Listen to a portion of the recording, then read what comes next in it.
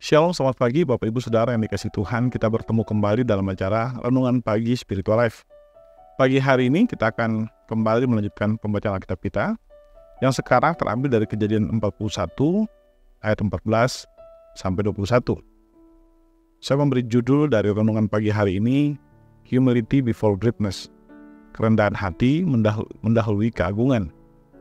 Saya akan membacakan bagian firman Tuhan ini bagi Bapak Ibu Saudara sekalian. Kejadian 41 ayat 14 sampai 21. Firaun menyuruh memanggil Yusuf. Yusuf pun segera dikeluarkan dari liang tahanan. Setelah bercukur dan berganti pakaian, ia pergi menghadap Firaun. Kata Firaun kepada Yusuf, "Aku telah bermimpi, dan tidak seorang pun dapat mengartikannya.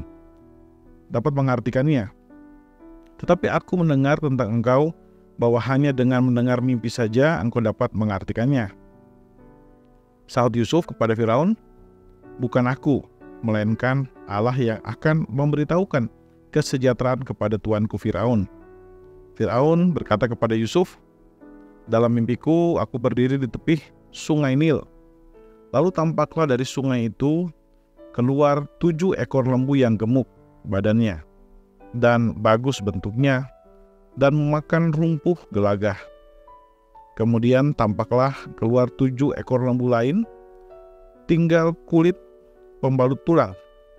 Sangat buruk bentuknya dan kurus badannya.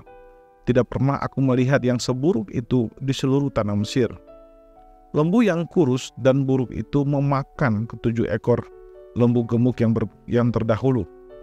Lembu gemuk ini masuk ke dalam perutnya, tetapi tidak kelihatan sedikit pun bahwa mereka telah masuk ke dalam perutnya. Bentuknya tetap seburuk semula, lalu terjagalah aku." Saudara yang dikasihi Tuhan, di dalam pembacaan Alkitab yang baru saja kita bacakan ini merupakan sebuah kisah tentang bagaimana Firaun memanggil Yusuf, dan akhirnya Yusuf datang untuk memberitahukan mimpinya. Dijelaskan di sana bahwa ketika Firaun mendengar dari juru minum bahwa ada seorang tahanan yang bisa mengartikan mimpi, maka segeralah dia memanggil Yusuf. Yusuf kemudian keluar dari tahanan, dia kemudian bercukur, membersihkan dirinya, dan kemudian bertemu dengan Firaun. Dan di sana Yusuf dipanggil untuk menafsirkan mimpi Firaun. Firaun berkata bahwa "Saya telah bermimpi, tapi tidak ada yang bisa mengartikan mimpi itu. Tapi saya mendengar bahwa kamu bisa mengartikan mimpi itu."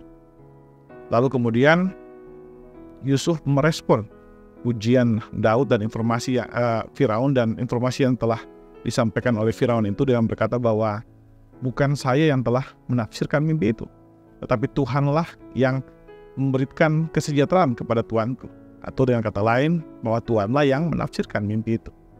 Nah saudara, salah satu hal yang bisa kita pelajari dari bagian ini adalah tentang kerendahan hati Yusuf.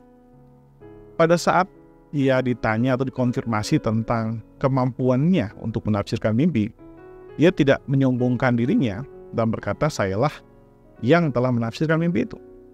Tapi dia berkata, "Bukan saya, tapi Tuhanlah yang telah memberikan kemampuan itu."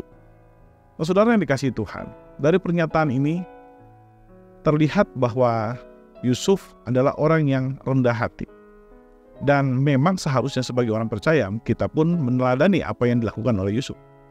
Tentu dalam keberhasilan kita, ada partisipasi kita di dalamnya.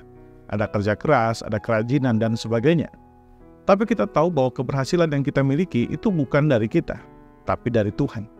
Tuhanlah yang memberikan kemampuan kepada kita. Tuhanlah yang membuka peluang-peluang kepada kita. Sehingga setiap keberhasilan yang kita miliki atau yang kita dapatkan itu berasal dari Tuhan. Saudara, kisah Yusuf menjadi contoh tentang bagaimana kita harus merendahkan hati di hadapan Tuhan. Contoh bahwa kita harus mengakui Tuhan di dalam semua keberhasilan kita. Ini berarti saudara, di dalam setiap keberhasilan yang kita alami, kita harus selalu menyadarkan diri kita bahwa semua itu berasal dari Tuhan. Dan juga itu juga berarti bahwa kita harus selalu mengandalkan Tuhan. Satu ketika kita mungkin berhasil, tapi satu ketika kita mungkin merasa kita tidak berdaya. Dan saat itulah kita harus merasa bahwa betul-betul keberhasilan kita itu hanya bersumber dari Tuhan saja.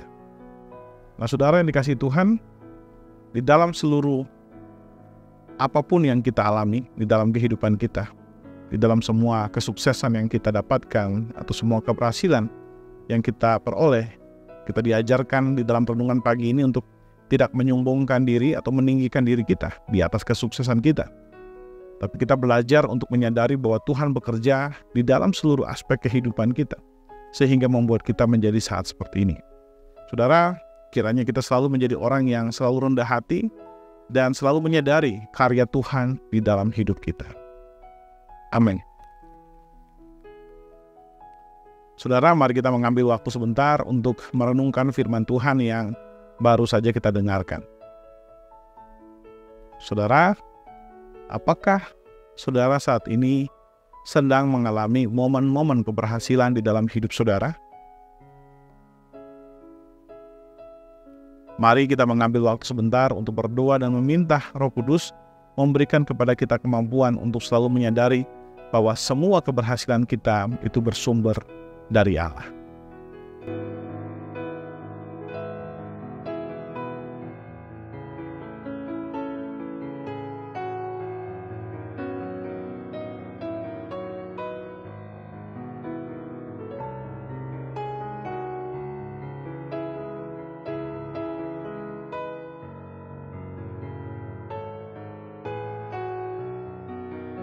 Saudara, marilah kita selalu menyadari karya Tuhan di balik semua keberhasilan kita.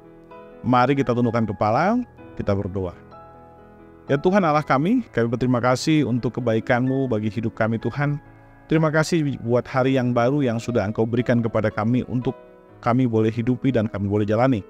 Kami percaya itu hanya karena anugerah-Mu saja Tuhan. Kami juga bersyukur buat firman Tuhan hari ini yang mengajarkan kami untuk menyadari karya-Mu dalam semua kehidupan kami, termasuk di dalam momen-momen ketika keberhasilan menjumpai kehidupan kami.